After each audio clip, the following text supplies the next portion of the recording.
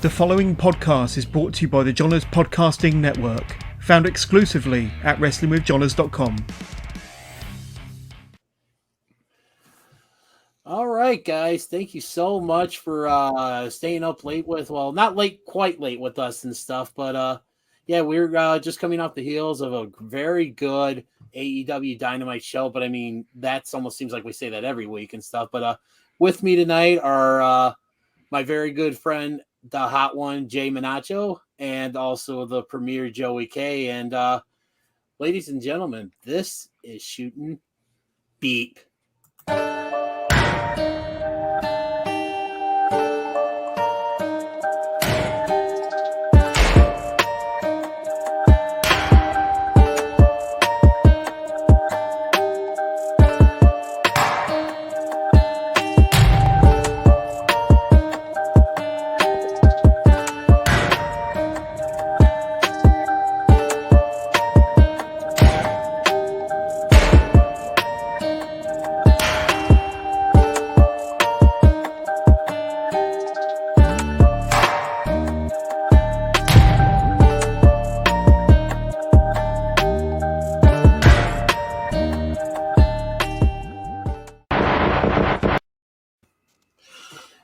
All right, everybody. Welcome to episode 0 of Shooting Beep. I'm only saying that because this is family friendly, guys. But ladies and gentlemen, thank you so much for joining us in this great new show that we're testing out here. Hopefully you guys like it. And joining me this evening are my two, I'm not going to say wacky because they're not wacky. I'm going to say awesome because they're pretty darn awesome. To the left of the screen of me here, we have the Premier Joey K, and then at the bottom we have the one, the only, the Hot One Jay Menacho. Gentlemen, how are we doing this evening? Fantastic! It's Wednesday night. You know what that means. That's right, man. And for those of you who have been with us for a while, you may know that the Hot One and I were together on another show. And then the Premier actually took over for me on that show once I left. But it's nice to have the band back together. We're back. We're better than ever. And guys, let's get right into it. AEW Dynamite just finished up a little over a half hour ago. What did you guys think? Hot One, take it.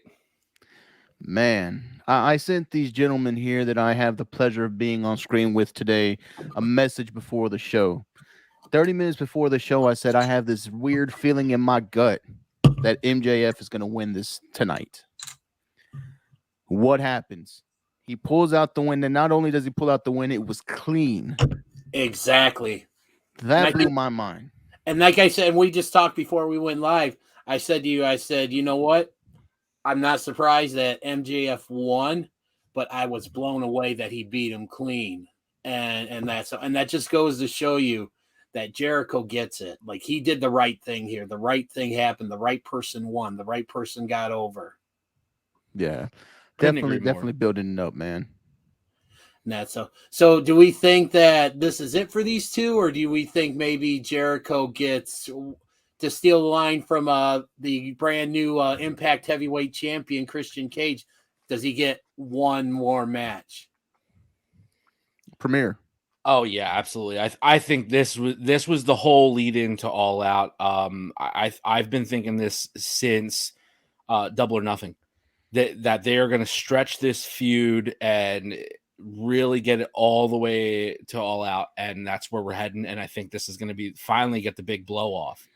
I complained before, I'm thinking that the Inner Circle, going over this, there should be blow off matches and these big gimmick matches. But here we are, we get to All Out, and now we're going to get the main event of that feud. And I'm looking forward to it, actually. I mean, I think they built it well. They brought in a wild cast of characters over the past few weeks, to say the least.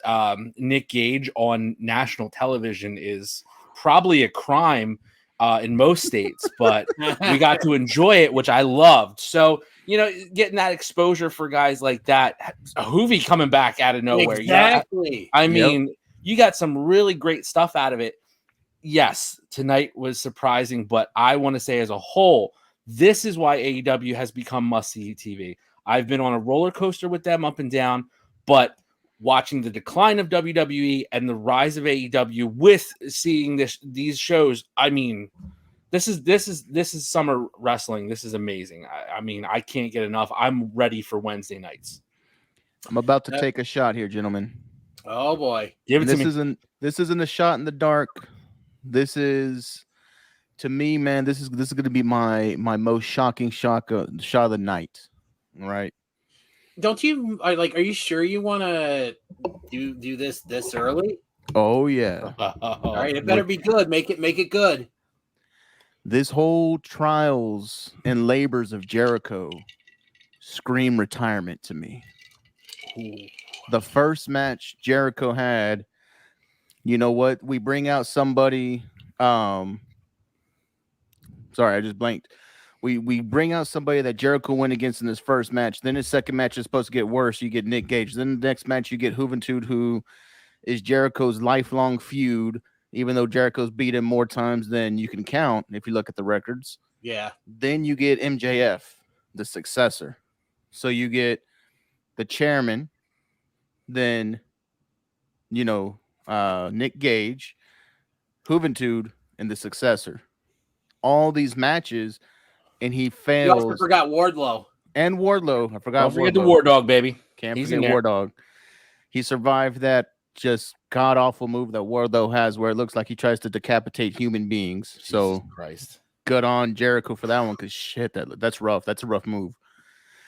But he goes through the labors and he loses at the end. And you know Jericho's a man who really, he takes this to heart. This is his life. He loves pro wrestling. He's gonna want that rubber match. He's gonna want to be able to use Judas. The crowd tonight singing Jericho down. They did their best, but you know, God love them. They're Texas. I'm from Texas. I can say this. It was tone deaf. We kind of sucked at some parts. We forgot some lyrics, even though people were holding up cards trying to tell them where to sing. We kind of felt a little crazy on that one, but we kicked it into gear with the Judas in my mind. But all that to say, this feels like a farewell send-off. You go through all the labors, you lose at the end. How do you entice MJF to giving you that match at All Out? Put your career on the line. I couldn't have said it any better myself, and that's kind of what I was thinking in the back of my mind when trying to decide, who I thought was going to win this match.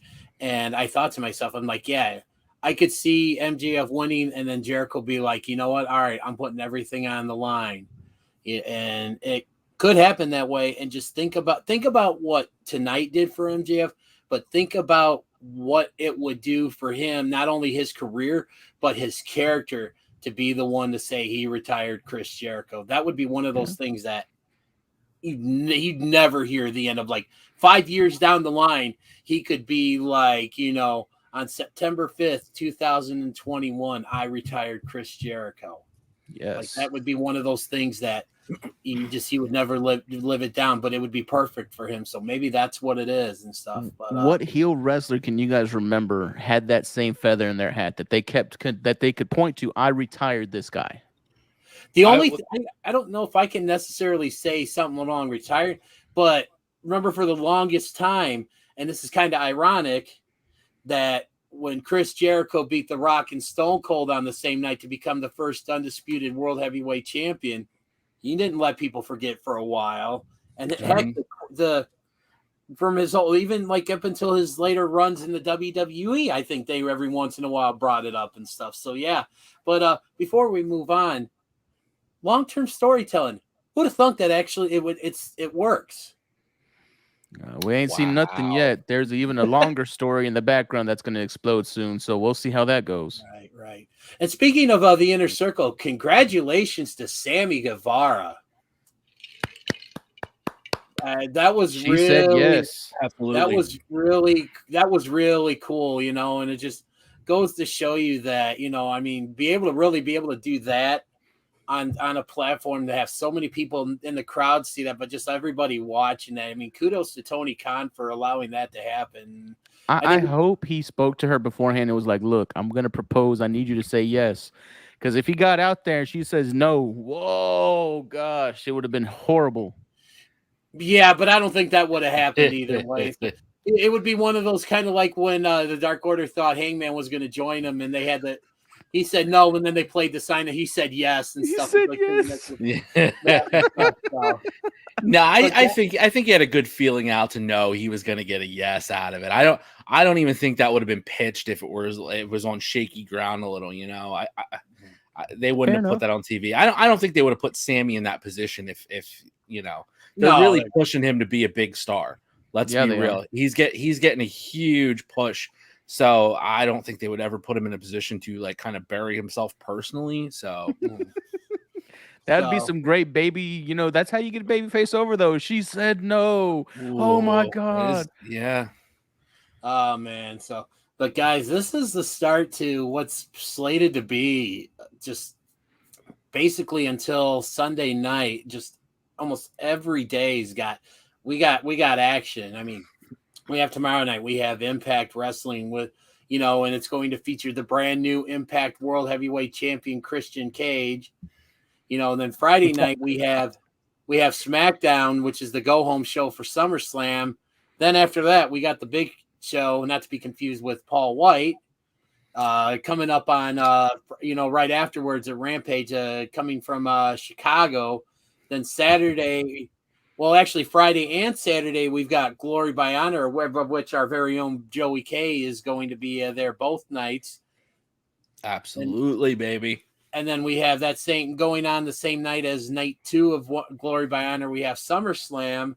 And then Sunday night, we have TakeOver. So, guys, it's a stacked weekend. And obviously, besides what's being portrayed as the obvious impending debut of one CM Punk, which, by the way, if he doesn't show up, man, they better hope they have the Riot Squad on call, because that United Center is going to immediately turn into a war zone. I want to see that so bad. I kind of do too, just to see how people react. But he's going to be there. I mean, I hope he shows up in the luchador mask, like he showed up at certain indie shows. Like he comes out with the hoodie on and the luchador mask, and everybody knows who it is. And then he jumps in the car and heads out. I hope he shows up on SmackDown. Oh, man. The AEW fans will burn the United Center down. Yeah, and AEW will probably be dead right on the spot there. But there's no coming back from that one. Yeah. But there's a lot of action, a lot of mentions. Guys, question. You can pick one match for the whole entire weekend you're looking forward to. Ring of Honor, SmackDown, TakeOver, SummerSlam. One match and one match only. What match are you most looking forward to? Let's start out with you, Mr. Premier. Oh man, that is such a hard question. If we're going strictly match, and I'll stick to a match because obviously segment, just quick. I hope the opening segment of Rampage at like 10:01, you hear Cult of Personality hit, and out comes Punk. But if I'm going match, straight up match, I'm biased probably because I'm going to both shows, but I am very, very, very pumped for Violence Unlimited versus the Foundation. I think that's night 2, Saturday night. That has been building, especially if anybody caught the last Ring of Honor show where basically Jay Lethal got destroyed by Brody King. He got squashed. I mean, that was a squash. Yeah, and I think that's because they're really building Brody up for a title spot. Right. They're going to build him up for the title run. Deservedly. Yeah, absolutely. He signed on, I believe, long term with Ring of Honor, so he's there for the haul, and I think they're going to put the title on him, and that is absolute money. But that match is going to be wild. I cannot wait. It's just going to be violent, destructive. Also, you have the really crazy technical stuff of Jonathan Gresham in there. I mean, it's a clash of styles, but I think it's going to play out so well. I'm very hyped on that one.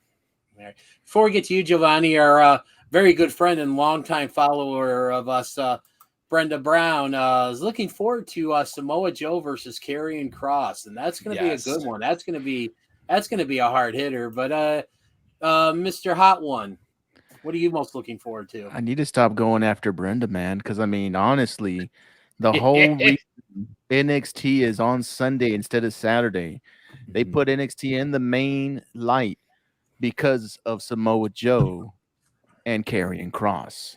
Yes. So, since Brenda took that one, the other match that I cannot wait for is on the same show.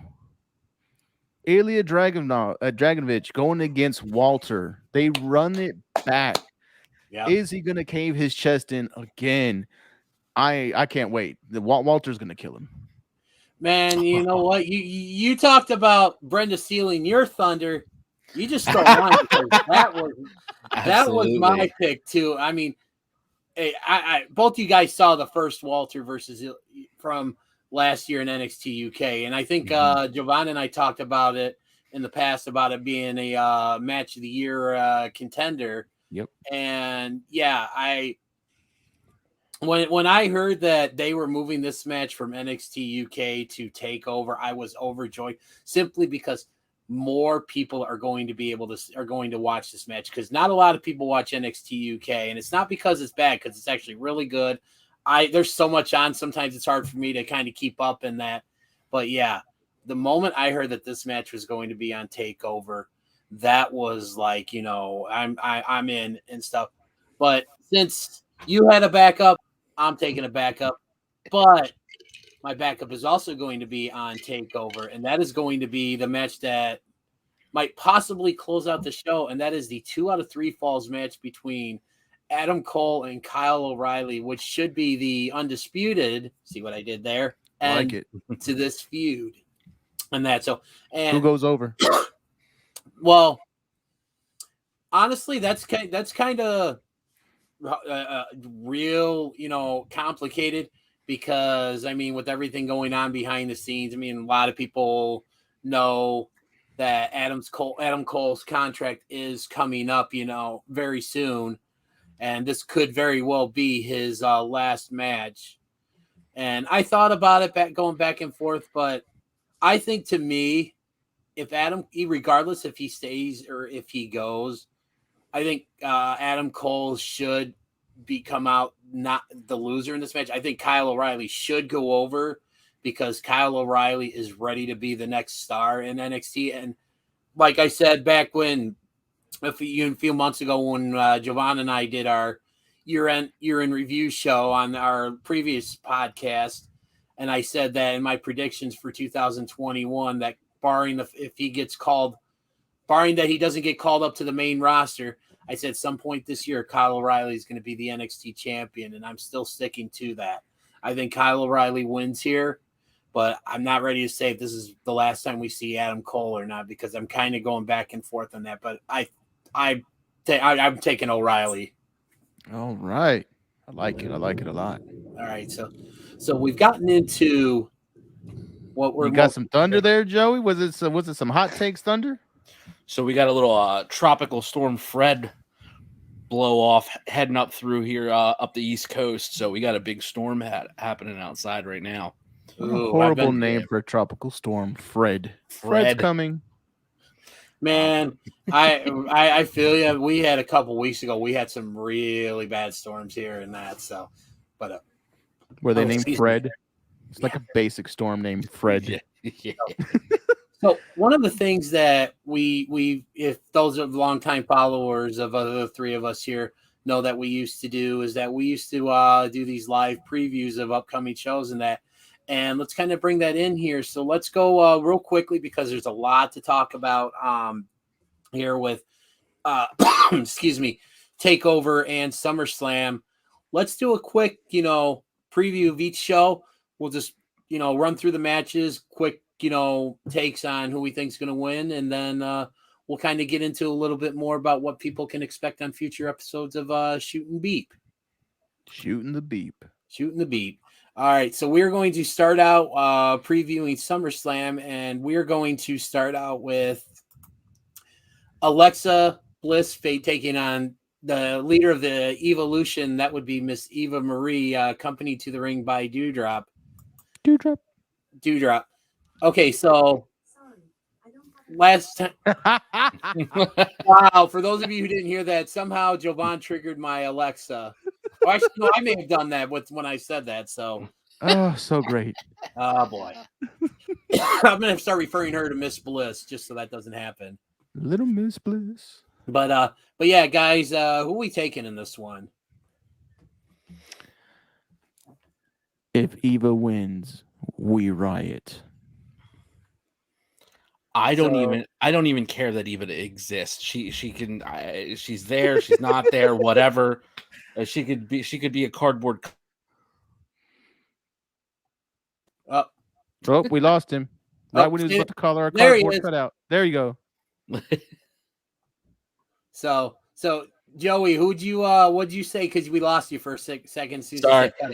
Sorry, I got that storm hitting outside. We're taking Alexa. Not even close. It's right. Alexa all the way. Yeah, I'm gonna go with Miss Bliss as well too. Again, I'm only saying this because I don't want to trigger my Alexa. So that's what I'm trying to do. Alexa, play Barry White. Play Barry White. Oh my god.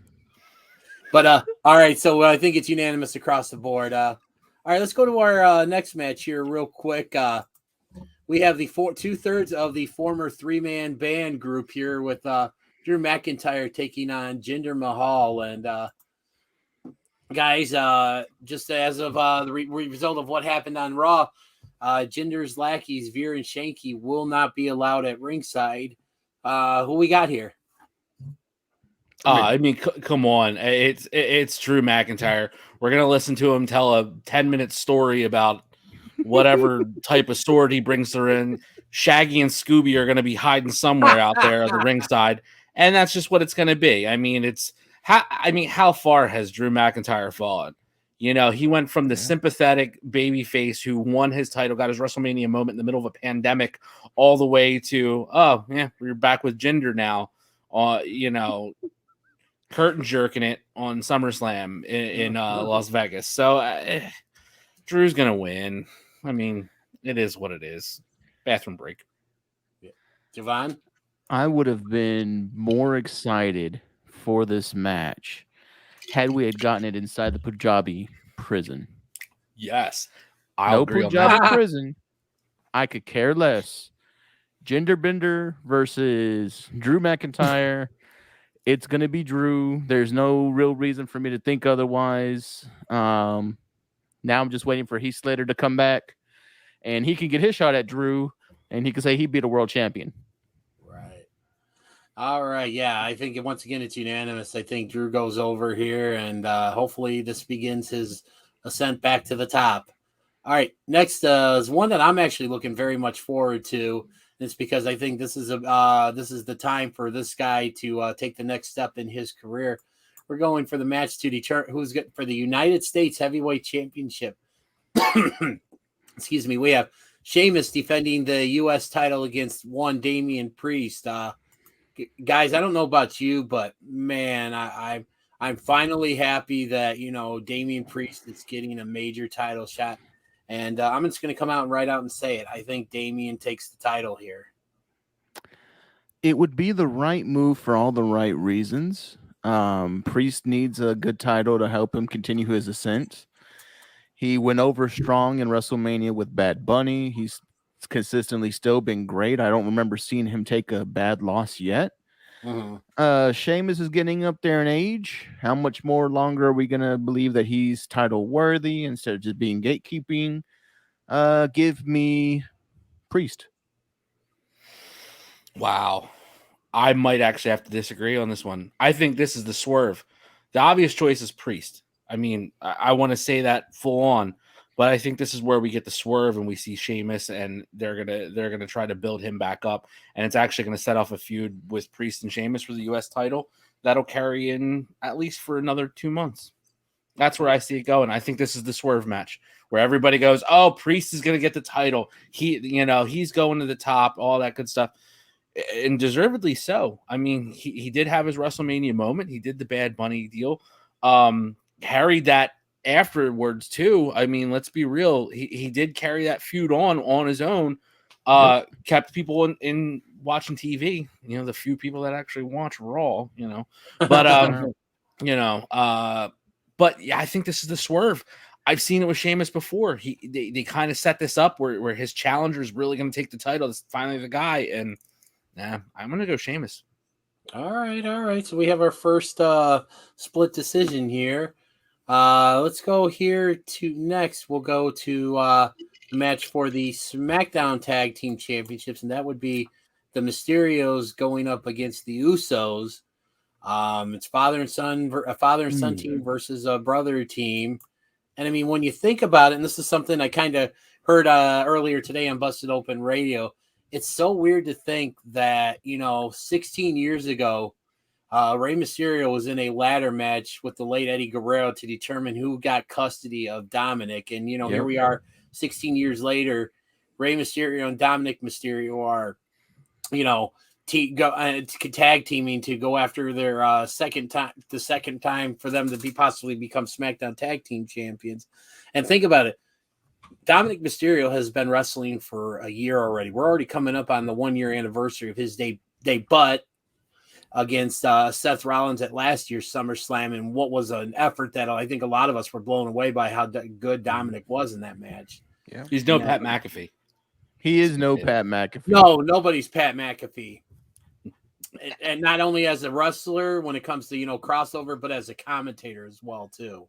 I love Pat. On the commentary, he's killing it. He's money. He's money. If you don't listen to his podcast, Pat McAfee Show 2.0, I mean, listen to it. I've been a fan for years, since back the Barstool days, since he first started, all that good stuff. He is awesome, and he's only getting better on commentary. Anyway, side note. All right. So we got the match here. Who we all taking? Joey, why don't you lead us off here? I mean, this is kind of a pick 'em for me. I mean, you have two really good ways to go on this. You continue the tribal chief story, you keep the gold on the champs, or do you take Dominic off the pole and put him in a real good match? I don't know. It's a pick 'em. I think the champs retain, though. I'm going with the Usos. We're not done with this storyline yet, and that actually ties into my championship pictures as well, too. Joey K dropping the tease. You dirty tease. We like a good tease here when we're shooting. Beep. Yep. Well, there's a couple things that I'll loop it all together, but I'm taking the Usos. I'm taking the family. All right, Mr. Hot One, who you got? I need, and I really do need this to happen. I need the Usos to beat the Mysterios. But I don't just need them to beat the Mysterios. I need them to beat the Mysterios, and I need Dominic to be the reason why they lose. I need a Dominic heel turn right now. This is the place to do it. Interesting. I know we've seen some I like that friction in past few weeks of SmackDown. I mean, it's be interesting to see an interesting way to go here and stuff. But yeah, I'm going to go with the Usos as well, too. I think that if we're talking WWE tag teams in the last 10 years or so, I would definitely say the Usos are one of, if not the best tag team that's been in the WWE for the last 10 years. And I definitely think it makes more sense to kind of keep them, going, keep the belts on them because of what they've got going on, within the family. Keeping it in the family. All right, so now we're going to start getting into some more title matches here. Let's go with the Triple Threat Raw Women's Championship match featuring Rhea Ripley, Charlotte Flair, and everyone's favorite almost superhero Nikki ASH. Now, there's been a lot of questionable booking in this storyline from when really you can go back to when it was just you don't say Charlotte and Rhea. Yeah, and then. These three have been intertwined basically since Money in the Bank when Nikki ASH won the briefcase. Then the next day, following Charlotte beating Rhea for the title, the next day Nikki cashes in the Money in the Bank briefcase to win the championship. Then she goes on to the following week, lose a non-title match to Charlotte Flair. Then the week after that, wins a no-holds-barred match against Charlotte Flair.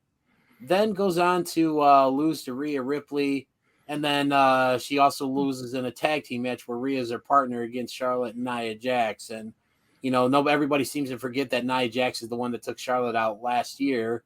So just gotta love that WWE booking. But I'm sorry, long-term storytelling. You meant to say long-term storytelling. This is how not to do it.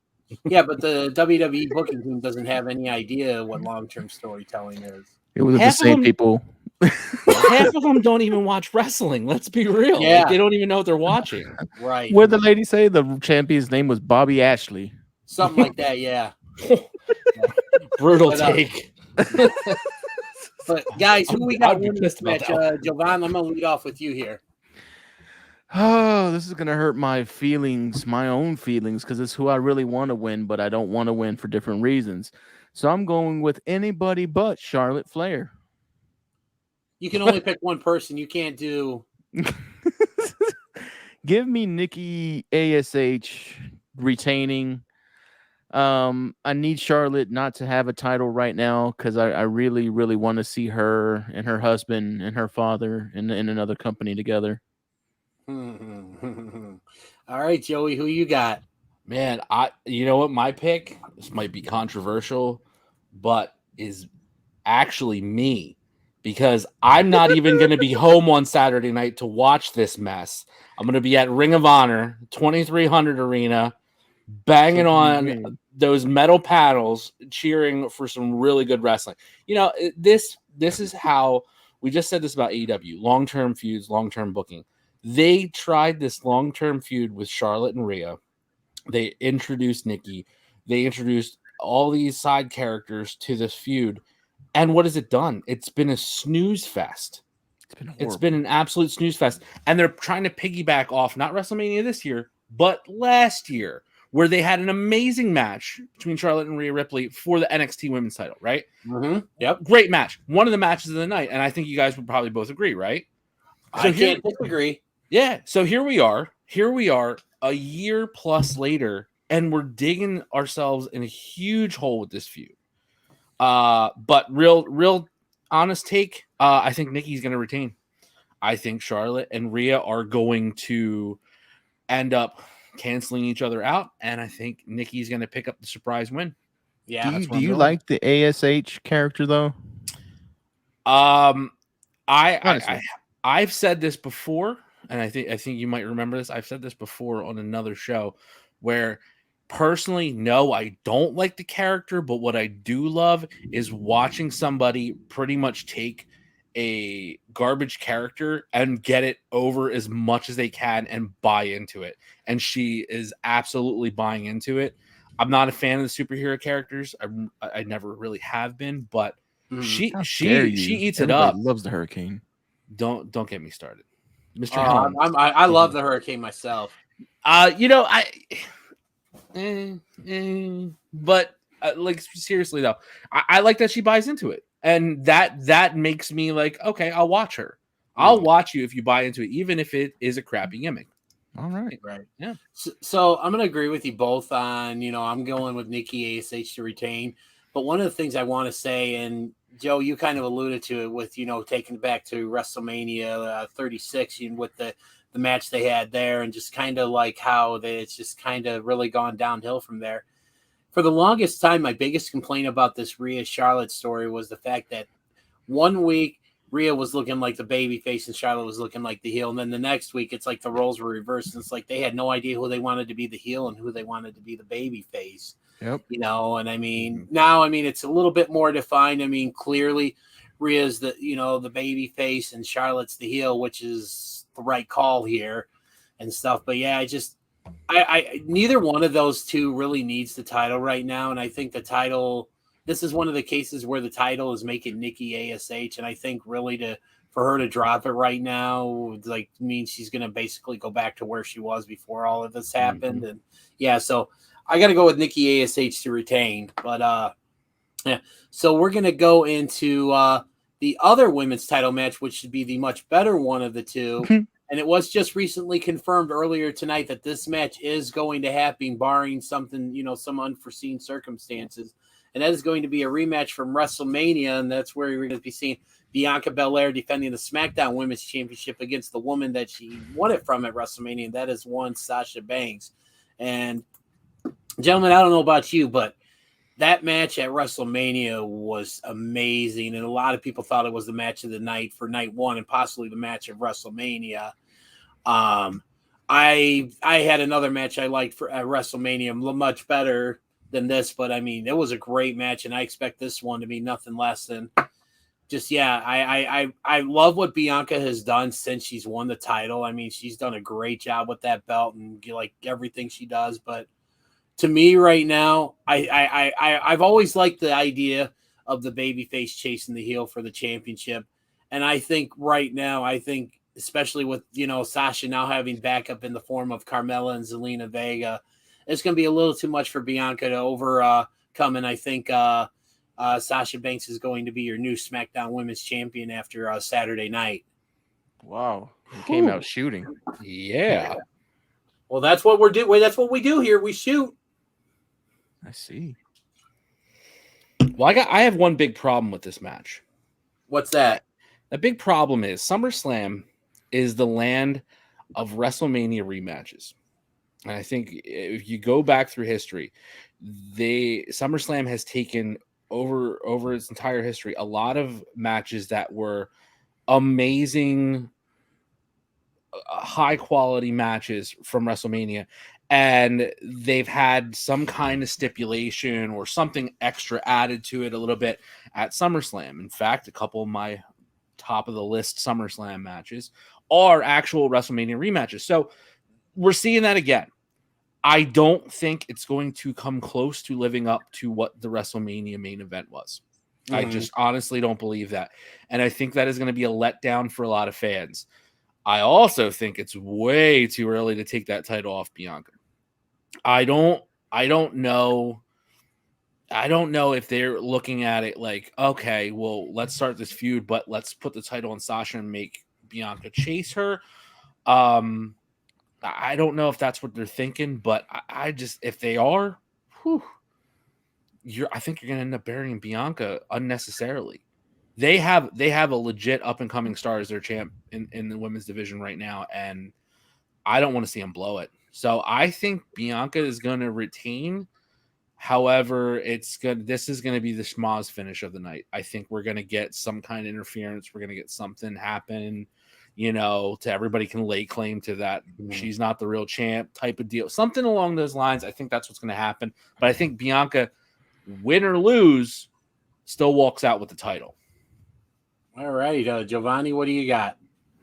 This is going to be real easy, and I'm going to spell it out for you because I am the one and only Hot Talker Skywalker right here. I'm going to let you know this is my guaranteed lock of the night. Ooh. Guaranteed. Bianca Belair is walking out with that title, but she's walking out by winner via disqualification. So do what you want with that one. Bianca Belair is going to win the belt. She's going to keep the belt, but she's getting beat down. All right. So now we are going to go to our next match, which will be for the Raw Tag Team Championships. And this was just announced this past Monday on Raw, although it had been expected for a while. We have our Raw Tag Team Champions, AJ Styles and his personal Colossus Omos, going up against the recently reunited and on the same page team of RK Bro. Now, bro. But man, for the longest time, and I think Giovanni and we talked about this in the past, I was very critical of the way they've been using Riddle with these backstage segments. In fact, I alluded him to I used to call him the Jeff Spicoli of the WWE. Obviously, I think you gentlemen are old enough to get that reference, but anybody under the age of 30 may not. Guys, just go watch Fast Times at Ridgemont High. Be a lot cooler if you did. Yeah, you would. But I mean, honestly, I didn't think I would be getting into this team as much as I have been, and it's just one of those things where it's just they've won me over. I really like the dynamic between these two. I mean, you've got the carefree, excuse me to say it, stoner Matt Riddle going up against the ultra serious Randy Orton, and it's kind of one of those things, almost like, I guess, I don't know if I'm reaching here, but I guess let's do this. This would be my hot take or whatever. They're kind of almost remind me of like a modern age Rock and Sock connection. I was just gonna say it. Absolutely. And that's so. I like that. And I just see the momentum that they picked up when they got on the same page this past week, and when Randy Orton's like, you know what, we're gonna do this. I think it carries over, and I think we see new Raw Tag Team Champions Saturday night. Joey, what about you? I agree. RK Bro is taking the titles. I mean, it's almost a lock. There's not a lot for AJ and Omos to do. Like, let's be honest. I really don't. There's not a lot of upside as a team, and holding those titles is really kind of holding them hostage. But RK Bro, I mean, Randy. I love Randy as the elder statesman at this point. I mean, he's the elder in the locker room.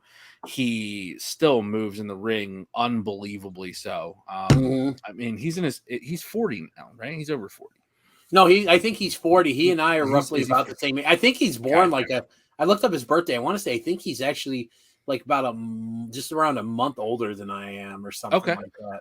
So right there, he's the elder in the locker room. He's the elder statesman. You have the goofball Riddle, the stuff that I think they always wanted to do in WWE, a little bit of stoner humor, but they really couldn't get it past years ago. I mean, you had a great opportunity when RVD was with the company for years, and they did touch on it a little bit then. Yeah. But times have changed. You know, we're in a different era now, and it's really accepted.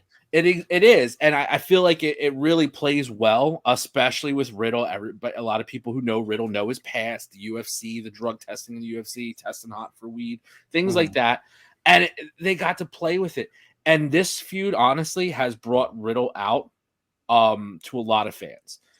Yeah. He was known, especially on the indie circuit, before he got to NXT, before he came to WWE, the Big Show. He was known for his in-ring work. He's one of those crossover guys who really just took off. He has amazing athletic ability, but they let him play this character, and to me, it just comes off as fun against Randy, who's the real serious. And I was going to say it, the Rock and Sock connection.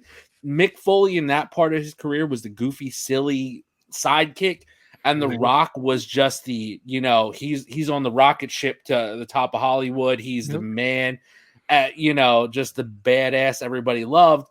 And it worked, and that's how I feel about this. We're going to have new Raw Tag Team Champs.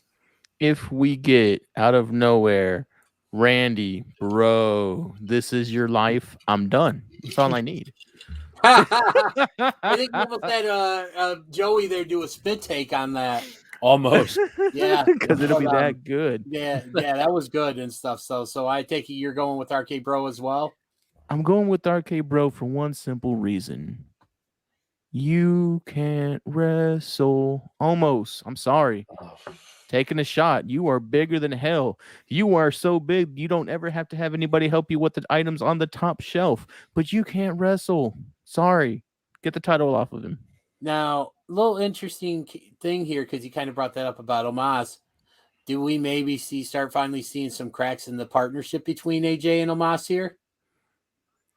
I just need him to be a bodyguard. He needs to get out of the ring. Fair enough. Yeah, he's the perfect size for a heater, but he needs a lot more work before he's in the Big Show, All right. So we got a couple more matches here, and then we're going to start getting into what this show is going to be about and stuff. And this next match we're going to talk about is the match that I'm actually most excited for on SummerSlam, and that is Edge versus Seth Rollins. Yes. This match, when you think about it, it's got about 7 years in the making, because we go back, and it was great that they're referencing this. We go back to, I want to say, I think it was like December of 2014 or January of 2015. It's basically when right after the heels of Survivor Series that year, when Team Cena beat the Authority and put Triple H and Stephanie out of power, and the only way they could be brought back is by John Cena. And basically, long story short, John Cena brought him back to power when Rollins threatened to curb stomp Edge's head into the briefcase. This is obviously a few years before Edge would return to the ring and stuff. But the build up for this match has been really good, and it just goes to show you that we crap on WWE's booking but they do have glimpses of that. Like sometimes they know what they're doing, and this is one of the cases where I feel like they know what they've been doing with this. And I just, like I said, I'm looking forward to this match. Joey, who do you got winning this match? Winning is tough. Winning a clear winner on this is hard. You know, I love Edge in the old man Logan type character, the grizzled old Canadian, ready to go Great to movie, war by one the last way. time. Yeah, absolutely Yes. great movie. Great comic series as well too. Yes. Mhm. But you know, I like it. You know, it's a great pairing. I also feel too. I'll disagree, DDJ, a little bit here. I don't think it's WWE that knows what they're doing. I think a guy like Edge comes in and he gets carte blanche. He gets to kind of interject Okay. and put in what he wants. I'll give you that. I'll give you that. You know, Edge is always that kind of the guy who's like, yeah, let's bring that history into it. He's always been that type of wrestler, and I think him, and honestly, Seth is a guy who brings out. Seth can work with young talent. Seth can work with older talent and bring out the best. I mean, some of the best matches I've seen in Seth. I mean, go back to not to say he's old or anything, but the Randy Orton match at WrestleMania. That's really a turning of the corner for Randy, kind of just going from like, yeah, I'm hanging out, doing my thing. I've been here for years to, oh, Randy's back, baby. Like this is big. Yeah. Seth is that guy that does it. So I love seeing him work with Edge. I love the 7-year build-up history, all that stuff. It's been fantastic. It's good booking. I think we're gonna get a really great match out of it. I mean, and damn, how in shape is Edge? I mean, since his return at the Rumble in 2020, I mean, Jesus, amazing. But I just saw a comment pop up there. Yeah. I'm actually probably gonna go with Seth. Brenda, I'm gonna go with you on this one. I think Seth wins, and that's because of Edge. Edge knows he's in a place to put guys over. He's in a spot to like kind of work with talent. I know the Randy feud kind of drug on a little bit because of injury, but they're two guys who've been around together for a long time. Seth, I think could use that extra rub from Edge right now and kind of push him back to the spotlight, tap back to the top. He's already hinted at a title feud. That's the whole reason we're here. If he can't win a title, neither can Edge. So this is going to try to push Seth over and I think bring Seth up to title status again. So, Javon, what do you got? I am dying with anticipation. I'm literally just about to shoot off of my seat because I cannot hold it in anymore. I hear you guys blowing up Edge. I hear you guys blowing up Seth. But there's only one person that can win this match. And honestly, one person, the vet, who understands what's best for business, is not going to go in there and try to outwork everybody. He's going to go in there and do what is actually best for business and help some of the talent get over. Not take unnecessary wins, winning streaks, but I digress. He's going to go in there. He's going to put on a hell of a show. He's going to show everybody who Seth freaking Rollins actually is and help Seth kind of get a new personality because Seth has been kind of in gimmick limbo. We don't know what Seth is. What they strong showing, we can actually figure out who Seth is going to be, and he could get himself onto the road to a title. But that all happens because Edge is the vet. He is the professional. He doesn't need to go out there and win every match, unlike some people who like to go out there and outwork everybody. It's going to be Seth. He's going to win it. Man, you guys really hit it on the head here. I'm going. I'm tripling down here. Seth is going to take it. Edge knows what's best for business, but I honestly, like I said, this is the match I'm most excited for SummerSlam. I think this is the match is going to wind up being the match of the night. This is going to be the show stealer. Oh yeah. I'm like, I cannot wait to view this match and just, hopefully it lives up to the hype, which I don't have any reason to think that it won't. So yeah, I think Rollins is going to win. And yeah, so, all right. So we got our two title matches here, and let's go to the WWE Championship match. And that is the almighty Bobby Lashley defending that title against the one, the only Goldberg. And guys, you know, it is what it is. I mean, Lashley has been on fire since he won the title. This is the Bobby Lashley that all of us have wanted since he came back to the WWE a couple years ago. There's no reason for Goldberg to have this title. I think I don't think that's going to happen. I think we're going to get a repeat of what we saw at the Royal Rumble when Goldberg challenged Drew McIntyre for the WWF title. Goldberg's going to hit a spear. Goldberg's going to hit a jackhammer, but it's going to be wham bam. Thank you, ma'am. Ladies and gentlemen, your winner and still WWE champion, the almighty Bobby Lashley. Can I pull a swerve here? Hey, it's your show. It's your show as much as it is our show. So pull away. This is not going to be competitive. This match is over in all of 3 minutes. We're going into a wait. Did I just hear somebody say 3 minutes? 3 minutes. All right. Carry on. We are going to get a quick tap out by Bill Goldberg. We're going to have Bobby Lashley as champ. But then, ladies and gentlemen, the actual match that's going to take place for that championship, because it is a new day. Oh. Yes, it is. Give me a Big E cash in after the Goldberg thrashing. Okay, you went there, so let's not just go into it. Let's go all the way through it. Does Big E cash in and win the title? Big E takes the title. Yes. Yes, 100%. Yeah. Joey, what do you got? The hot one over here and I have been on the same page with a lot of stuff lately, and my man just stole my thunder. I was gonna actually bring in something very similar. I don't know how much of a squash it was gonna be with Goldberg. Although DDJ, I did just send in our group chat the graphic I would like to replace me as I make my pick for this match.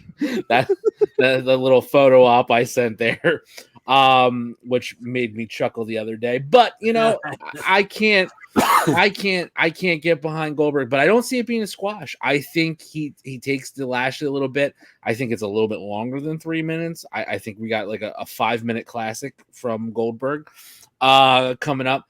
But I think it's gonna be a lot of power moves. I think Goldberg's going to come out. He's going to hit a couple spears. He's going to hit a couple jackhammers, really wear Bobby down. Bobby's going to catch him, finish the match. 1, 2, 3. Bobby's a little beat because he just took a few spears, a few jackhammers. He's real winded. And then, Las Vegas. And you're going to see Big E come in.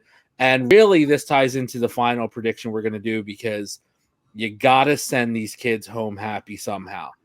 And you're not going to send them home happy with my pick for the next match. So This is it. This is your feel good SummerSlam moment. Enjoy it, because it's going to get ruined in the next one.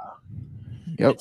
Speaking of that, we have what's presumably going to be the match that that is the main event of this show, and that is the Tribal Chief Roman Reigns, your Universal Champion, going up against the 16-time champion John Cena, aka the Peacemaker from the Suicide Squad. And honestly, a little bit of a hot take here.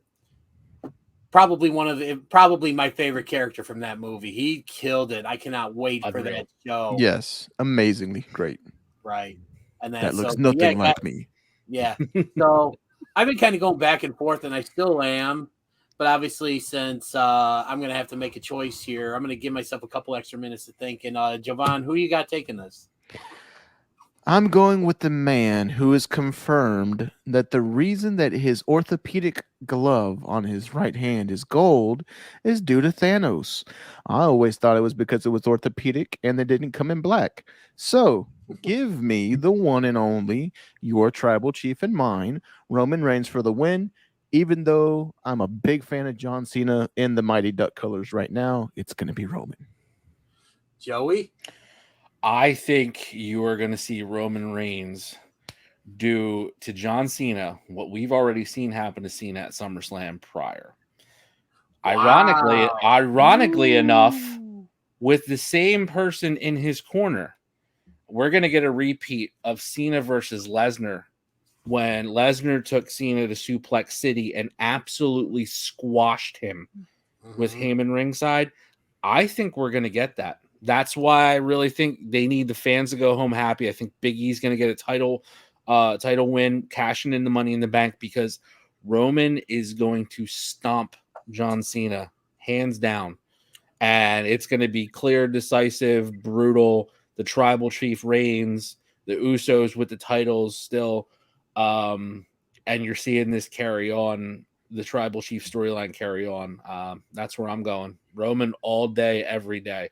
Love John. John's been doing amazing work, even as a part-timer now. Also, I do not think they're going to put a title on him. 17-time champ is not going to happen for Cena. I think Cena's respect an absolute part-timer at best right now. There is no way I don't think he'll accept taking the title off of Roman at this point. Right. So I was going back and forth, and I was kind of pinning my decision on if something happened possibly earlier tonight on Dynamite, which did not happen.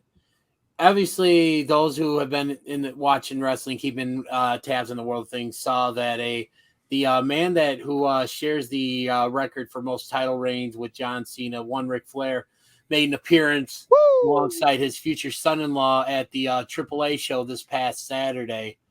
And I thought to myself, I could see WWE being petty enough to where if Ric Flair showed up on Dynamite tonight, that they would go ahead and put the belt on Cena just to say that he's the record holder now for 17 times. He'll be at All Out. Yeah, I'm sure he will be. But you can't take the title off Roman. He is just white hot like right now, and has been so since he came back at last year's SummerSlam, which again, it's so weird. I mean, we talked about 1 year since Dominic Mysterio had his debut. We're talking 1 year basically since Roman Reigns made his return, and he has been killing it. He's been the most consistently good thing on WWE TV for the past year, and I don't see any reason other than maybe some tie-in to promote Suicide Squad. I mean, after all, we're talking about the same company that put zombies in a match to promote Army of the Dead on Netflix. Terrible. But I can't see them taking the belt off Roman. This works so well, and it continues the dominance of the bloodline and that. So for me, Roman should retain. I like it. We're all on board here. All right.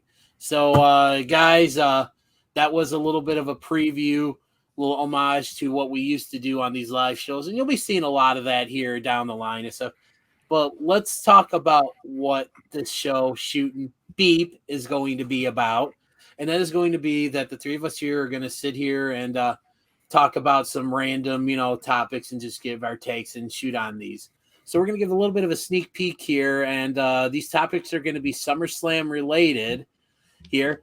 So let's go with this first one here.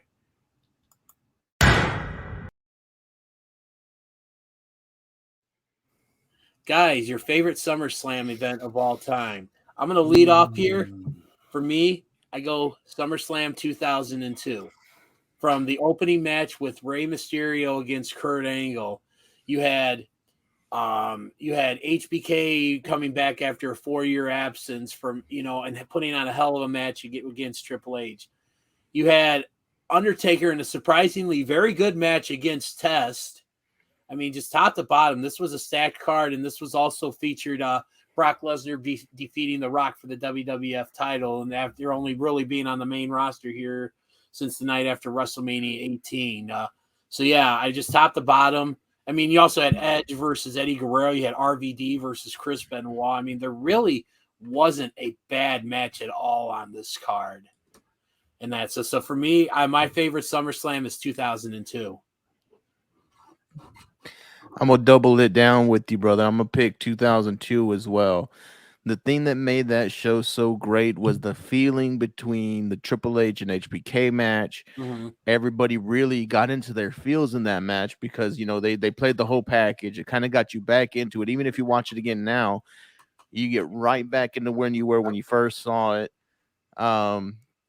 Big match there that I liked as well was Jericho and Ric Flair. Oh yeah, yeah. Great matchup.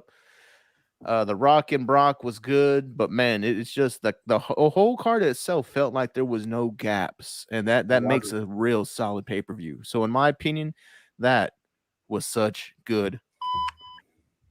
I love it. Man, Is that something on your phone? Yep. I love I'm it. gonna have to get that from you, and we might have to integrate that on here and stuff. I'm gonna have to borrow that app, or get that app from you. Go. All right, Joey, what do you got? Man, all right. So first of all, SummerSlam 1990 will always have a place in my heart. That was the first pay-per-view event I ever went to. Ironically enough, found out today the Briscoes were in the crowd at their first live wrestling event there too. Wait. Jay and Mark were at that show? Jay and Mark were there. Check out my Twitter at Joe Kuhn. The premier Joey K is on Twitter. I shared it out. They put out a nice little promo video for this weekend for the Ring of Honor shows, but they're talking about Philly, and their first wrestling show was SummerSlam 1990 at the Spectrum in Philly. I was there.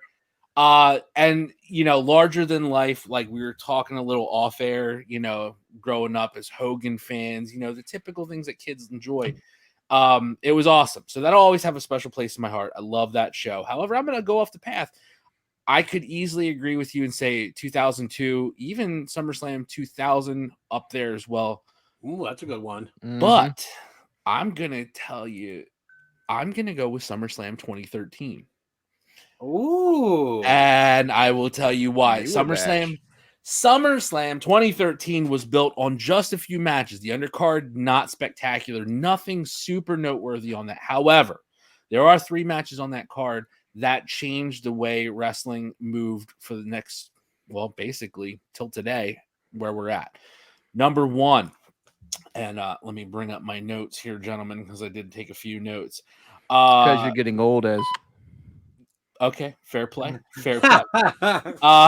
So first of all, Brock Lesnar, CM Punk, the best versus the Beast.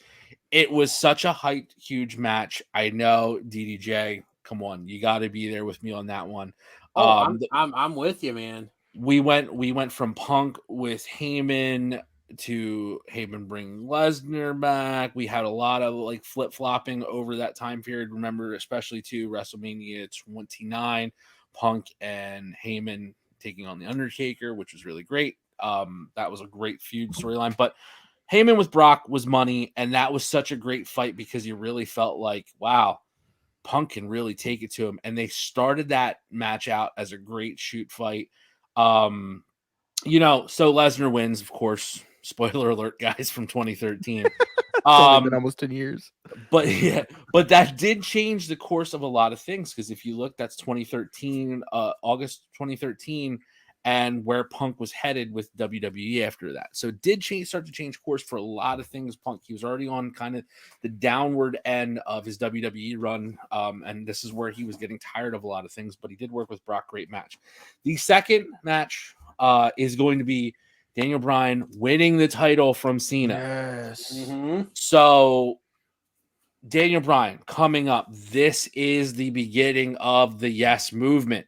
In case anyone has forgotten, this is where we got it. We don't get to the big moment of WrestleMania 30 without having this first, because of course, here we go. Out comes Randy Orton, screws things up, especially with Triple H. This is the beginning of the Authority storyline. This is the beginning of the Yes movement. And this set the tone for how WWE moved for the next several years, especially culminating with Bryan winning the title at Mania. So for me, this is probably one of the biggest ones for me, just based on it set us on the current trajectory. I don't think we get AEW if we don't have SummerSlam 2013. Ooh. Hear me out on this. Daniel Bryan gets the push that everybody who followed his career from the Indies, from Ring of Honor up into WWE. Okay. We finally get that moment for Daniel Bryan. It's taken away.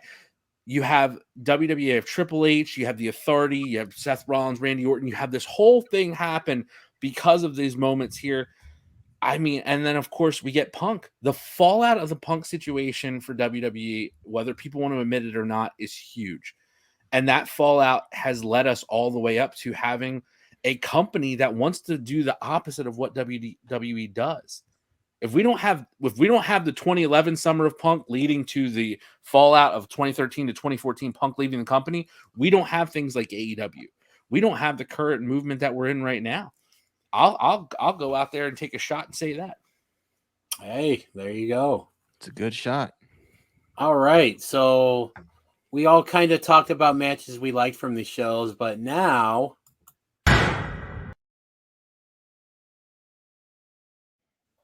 guys, your favorite you got one match out of over almost what we're talking about, over 30 plus years of SummerSlam. You got one match that you want to tell people that this is the SummerSlam match you have to watch. Who you picking? Jovan, lead us off. Let me give you a match that every time I watch it, I get chills. Every time I talk about it, I get chills. Is it Crush versus Repo Man from 92? Yes. No, it's not. I just watched SummerSlam 92 the other day, so that's why it just randomly popped in my head. You're on the right track though. Oh, my best match did happen in 92 at Wimbledon, but it was between Bret the Hitman Hart, You son of a bitch, and Davey Boy Smith. Guys, that crowd there, and honestly, to all the UK fans, to all the British fans, to all my friends across the pond, we as a wrestling community do not give you guys enough credit. We do not show you enough love, because in 92, Wembley was not only packed, but that crowd was amazing. And the fact that WWE hasn't had a major show like that over there again is mind-blowing. And it's not like they don't have the talent. They have people that can go out there and get that same emotion from that crowd as these two did. But I mean, man, when you get down to it, this match itself, you're talking about family.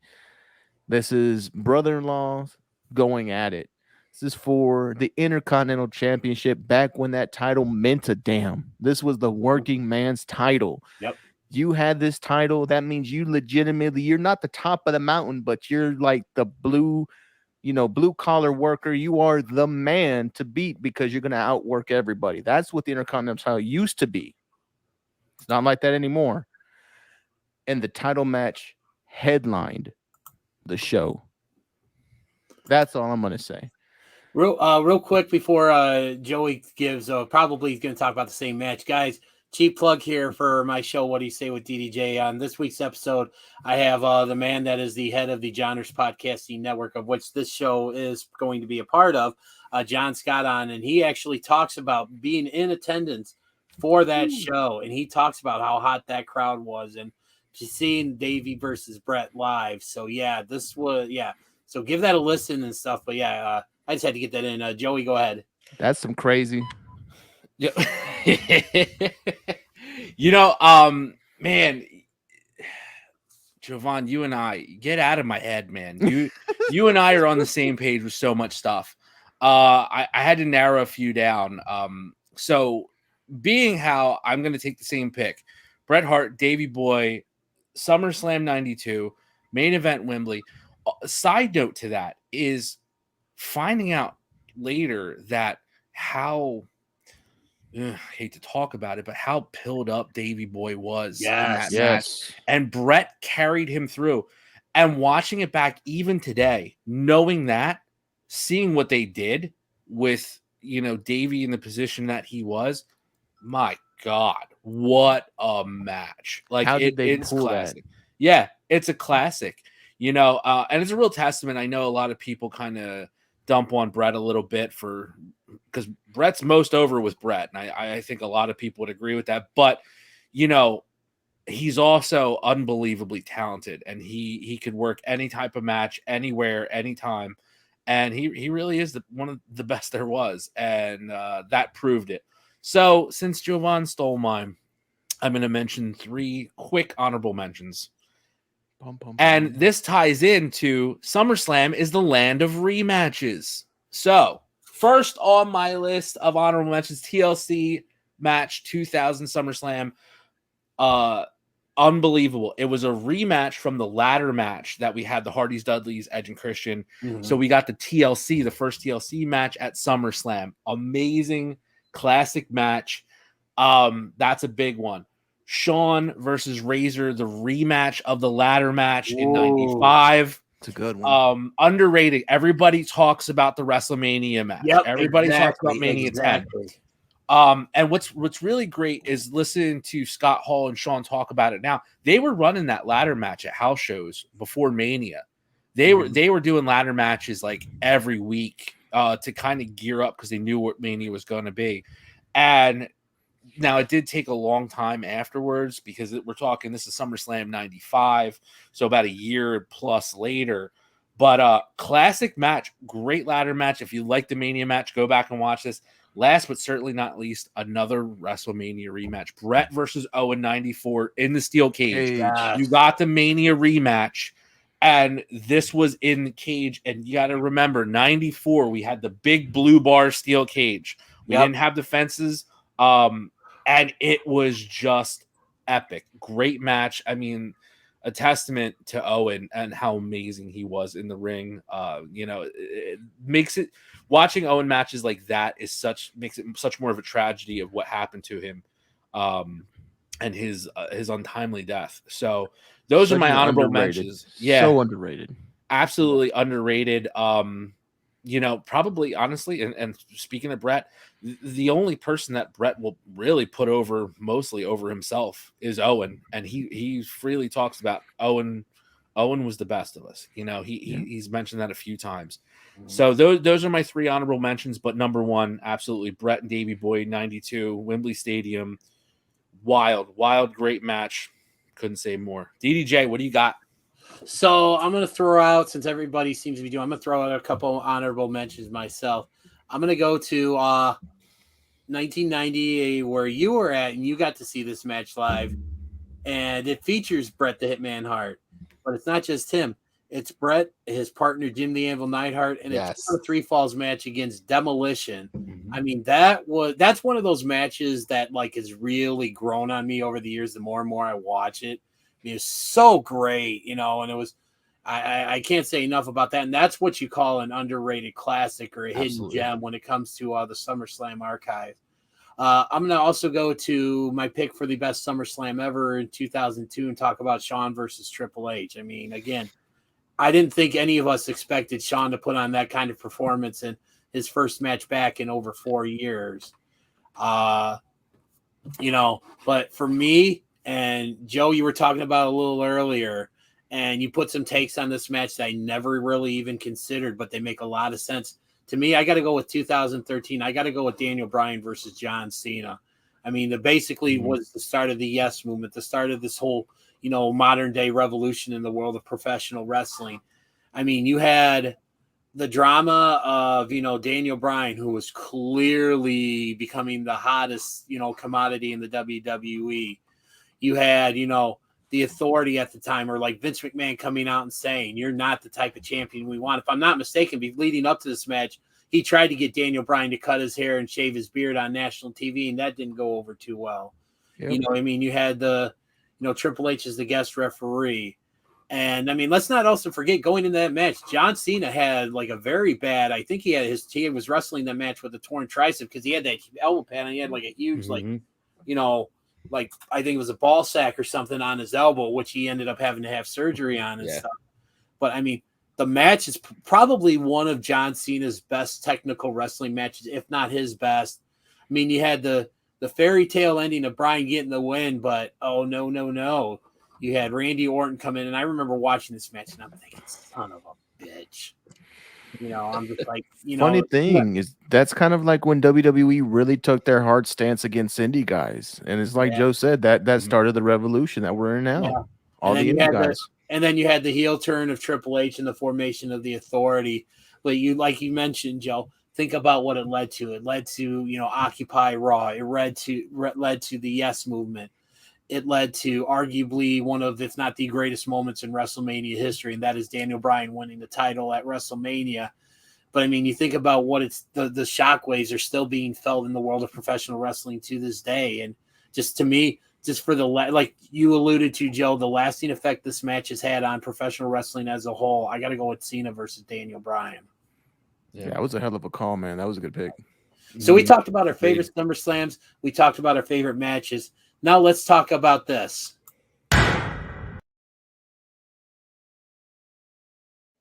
Favorite SummerSlam moment, and I'm just going to start off right off the bat because this is one that's very near and dear to my heart, as this is the only time, and I think to this day, that a WWF pay-per-view main event was not a match. To me, I'm going to 1991, and that is the wedding between the Macho Man Randy Savage and Miss Elizabeth. I mean, to me, when you think Macho Man Randy Savage, you think Miss Elizabeth. Those two were like to steal a term from the Lex Luger. They were the total package. Yeah. I've been very critical about Miss Elizabeth being a manager because I don't think she really was much of a manager, and I think as a manager, I think she's way overrated. But she was about as integral to that Macho Man character as anything.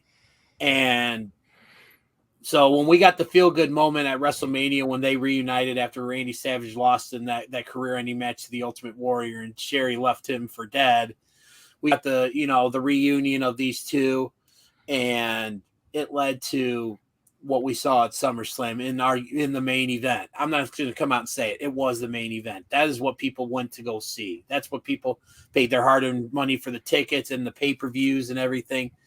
I mean, then also too, I believe this is the only time a wedding has gone off without a hitch.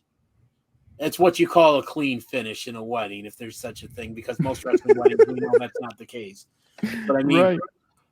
You had the elaborate outfit that Randy Savage wore. You had, the mute. It's just everything. It was such a feel-good moment, and it was just talk about a fairy tale ending.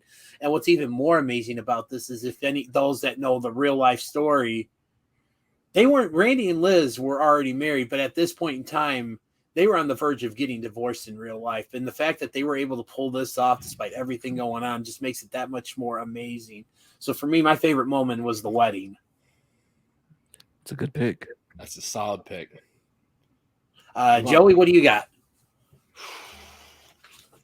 There's a lot. There are a lot of moments that you can think of. I love your pick. I love, because that pay-per-view was built of a match made in heaven, a match made in hell. Yep. And that's where we were. So, that's such a good moment. But man, keeping it in, real tough. Put a gun to my head. Have to ask me. SummerSlam 2000. Oh, God, Shane no. McMahon taking Son of a yeah, got him. I got him. Shane McMahon taking the fall off the side of the old Titantron, 40 feet in the air. So to that point, WWE had not shown anything really like that outside of Mankind getting tossed off the top of the Hell in a Cell. And this was a couple years later, so people knew how bad that really went, how Mick really got tore up, especially the second bump when he went through the top of the cell onto the mat, was out cold, his tooth up in his nose, all that nonsense. So going into this, and this set Shane up for the rest of his career. This is why Shane's known for taking the bumps. If Shane McMahon's on a pay-per-view anywhere, he's jumping off something, diving off something, or getting thrown off something. Yeah, or going through something. And this was the first time, I think the first time since shown. I shouldn't say the first time that they did it. They also did that story with the Road Warriors where Hawk was drunk and pilled up in storyline, and he got knocked off by Draws, but he fell backwards, so you didn't see him actually fall. Okay, so right. But this, you saw it live, and when I saw it, honestly, unbelievable. We were just like jaws on the floor. Oh my God, did that really happen? Did Shane McMahon, not a pro wrestler, Shane McMahon, son of the owner, taking a 40-foot bump like that? Get out of here. That's probably top. Give it to me. I gotta go. That's the top moment right there. All right. You bastard.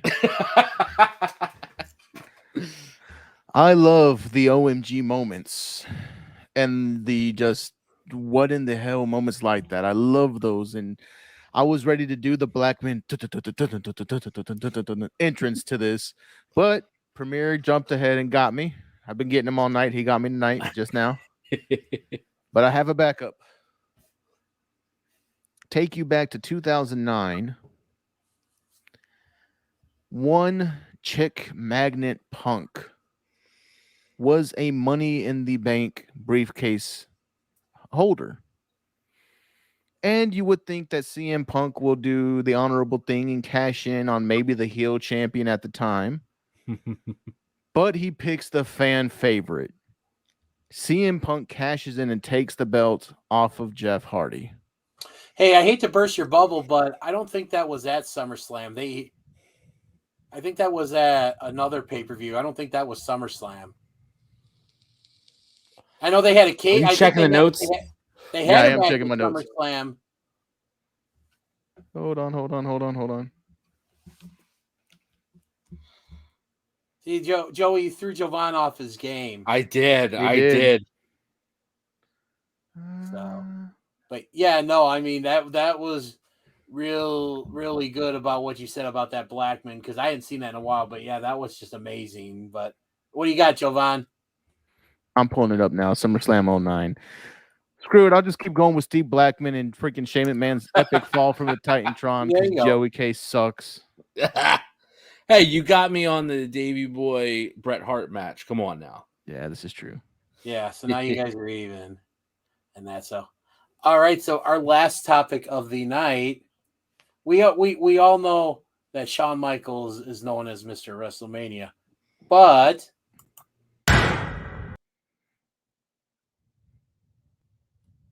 who is Mr. SummerSlam? Jovan, why don't you lead this off? Both of you guys can suck it right now because here we go. Mr. SummerSlam is the best there is, the best there was, and the best there ever will be. I'm not arguing it. I'm not debating it. You talked about the match with Demolition in 1990. He went against Mr. Perfect in 1991. He had the epic match in 92, Owen in 94, capped that off with The Undertaker in 97. Come on. The best there is, the best there was, there ever will be. Wow. I agree. I mean, that's hard to argue with. Period. Yeah, I'm going to argue with it. Yeah. I'm not going to argue with that either because I couldn't think of anyone else other than Bret, because we mentioned 1990 SummerSlam against Demolition. We didn't mention the year before in '89 when Bret and Jim went up against the Brainbusters. That was an awesome match. Classic. Mm-hmm. And then even if you go back a little bit further, you go to the very first SummerSlam when Bret and Jim teamed up to face Demolition. And this was right as they had just become baby faces. And in fact, Jimmy Hart, I think, came out with Demolition to help screw them over. You mentioned 91 against Perfect. You mentioned 92 against Bulldog. 93, Bret had a great match with Doink the Clown, and then just absolutely annihilated Jerry the King Lawler coming off the heels of what happened at King of the Ring. You mentioned 94 with Owen. 95, we talk in a match against the very first wrestling dentist. That would be Dr. Isaac Yankem, DDS. While it wasn't Bret's best SummerSlam match, it was still really good, and I think it's one of those that doesn't get a lot of credit. And then also you talk about that great match he had against Taker at 97. I mean, to me, there's nobody else. I mean, we got Shawn Michaels as Mr. WrestleMania, and right here on Shooting Beep. Dang it. Here, we'll do this again. We're going to keep this in. But right here on Shooting. Oh, heck. Oh, come on. Do it again. Throw it to one more time. Third time. All right, right here on Shooting Thank you. Third time's a charm, I guess. You know, gotta love live shoots. Yeah. We're officially crowning Bret the Hitman Hart as Mr. SummerSlam. We are crowning. Oh, Joey, why are you puffing your chest, Joey? What do you have? Ladies and gentlemen, I am the premier Joey K, the hottest free agent in the wrestling podcast world today. And I have to disagree with these gentlemen. You know, the premier does what he wants, when he wants, however he wants. He makes his picks, he makes his choices. And you know what? Planes, trains, or automobiles, baby. Just like the Nature Boy, I'm flying high and making sure I'm having that first class meal as well, too, if you know what I'm saying. So the premiere is coming in hot with my take. Mr. SummerSlam, Brock Lesnar. Boo. Hands down. As much as I love Bret Hart, and I do, I grew up a diehard Bret Hart fan. Brock Lesnar, let's go back. Let's go back to SummerSlam 2002 when he took out The Rock, the crowning of the next big thing, winning the title. Now, a lot of people knew The Rock was leaving at that point, so they probably figured he was going to drop the title, but Brock was on his way up, rocket strapped, and heading to the moon. Okay, so that's to the moon, baby. We're taking off there. So let's fast forward a little bit. Let's get to Brock's return. I already mentioned this once. He destroyed John Cena at the height of John Cena. Let's be real. John Cena at that point was still, I mean, he was the face that runs the place. Sorry, AJ, he really was. You know, you had him destroy John Cena. You had him go through and have a great match with CM Punk, as I described in my favorite SummerSlam. And then you also had, let's go back, Randy Orton. Anybody remember the Randy Orton match at SummerSlam? Where Randy went the hard way and took some elbows to the face to get some color. That was huge. Brock has showed up and destroyed the top talent of the past 20 years at SummerSlam. With the giant on his chest. I mean, Brock on his chest. Yes, exactly. And we're not talking Brock busted can of biscuits Anderson. We're talking about Brock Lesnar with the giant on his chest. So you throwing out Brock Anderson on there, Brock? It was a nice little run you had there, but man, I feel sorry for you next week. that kid is gonna. Oh my God! Why? I hope he sells the kick like his dad did, because his dad sold that kick like a champ. Hey, yeah, double A, taking one for the team, still selling. I mean, come on.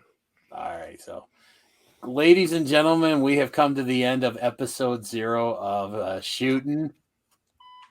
Thank you. Getting our timing down there. I'm going to get that app so I don't have to worry about Jovan, because his timing needs a little work.